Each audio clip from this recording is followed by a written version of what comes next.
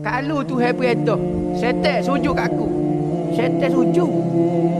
Ya tak si sujud sebab Tuhan kata, setan, iblis, sujud kepada Adam. Hak tu ya tak si.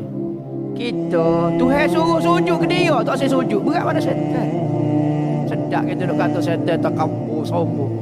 Tuhan suruh bangun subuh, semaya sujud ke dia, tak si bangun. Kalau setan rasa duk soh tamu kali. Kalau suruh semaya subuh, rasa-rasa lah. Jadi orang tak bangun semaya ni jadi gapo berat pada setan ni. Orang tua royak lah. Balik fikir-fikir lah.